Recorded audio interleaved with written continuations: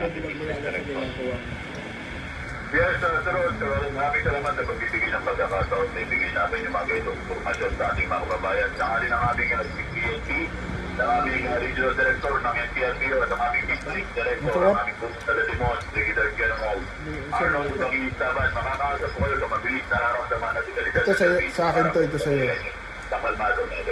Maraming salamat at magandang gabi, Police Major Philip Ines, ang tagapagsalita po ng Manila Police District, MPD, mga kapuso. Tuloy-tuloy tayo mga kapuso dito sa ating programa. At partner, bigyan ko lang ng daan itong isang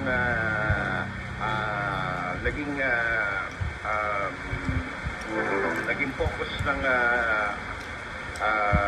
operasyon ng Manila Police District din. Ito naman ay women's, yung mga taga-Women's Children Concern Section ng Manila Police District, kung saan merong isang Koreano, merong isang Korean national,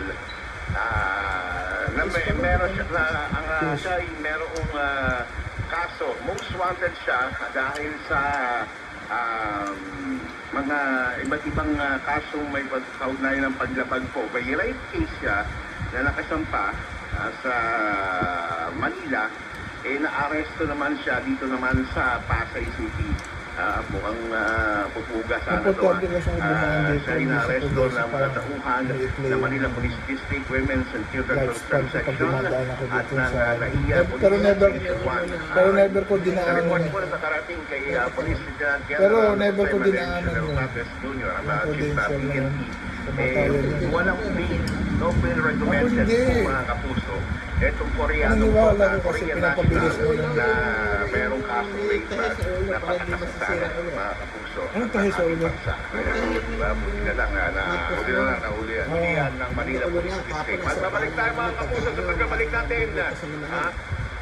Sa vlogger naman tayo ng ginto. Magpapapalit ka ba? Ako? May ginto ka? Wala akong ginto. Wala akong ginto. Meron akong ginto. Ito, t-shirt ko ginto. Oras natin mga kapuso, 21 minuto, 21 minutes, makalipas po ang alas 7 ng gabi, labanan ng fake news. Dapat totoo. Presinto, 5, 9, 4. Mga kapuso, ako po si Orly Trinidad. Isang tapos-pusong pasasalamat sa isang taong balitaan at talakayan. Kaya naman sa nakalipas na 2025, tayo ang number 1, mga kapuso. Ngayong taong 2026, patuloy natin pagsaluhan ang mga balitang nakaka-apekto sa ating lipunan at talakayang tunay na makabuluhan. Patuloy kaming maglilingkod sa inyo at maghahatid ng balitang dapat totoo.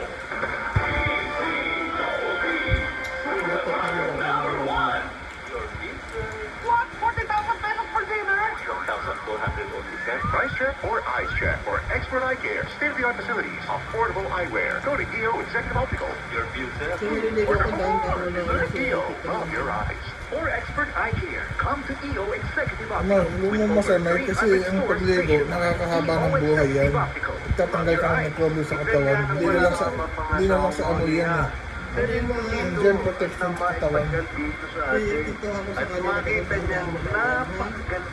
Kasi alam mo, pag ang tao naliligo, nakakaiwas sa mga sakit sa hepa. Kasi nalilinisan niya lahat ng parte ng katawan niya. Kamay, katawan, ulo. Iwas ka sa hepatitis pag palagi ka naliligo araw-araw, once a day. Ang bagay yun. Ako, ginagawa ko. Hindi ko lang siya gagawin pag nagkalagnat ako. Hindi ko lang gagawin maligo pag nagkalagnat. Doon ako hinto ng pagligo. Ang Super Radio DZBB bilang Station of the Year. Kinilala naman si Joel Reyes-Abel bilang Best Radio News Program Host at Best Radio Public Affairs Program Host. Itinanghal naman bilang Best News Public Affairs Program ang saksi sa Double B. Para sa inyo ito, mga kapuso. Magsilikang 24 oras sa mga piling lugar. Magsilikang tumutulong para sa kalusugan ng bayan. Para sa iba pang impormasyon ng kanilang serbisyo, visitahin ang website www.magsilikang.com. Ito na ang GMA Radio's digital promo. Resibo Manalo, 50 winners na 2,000 pesos. Ang pupunutin yung linggo-linggo at may chance pang manalo na 1 million pesos.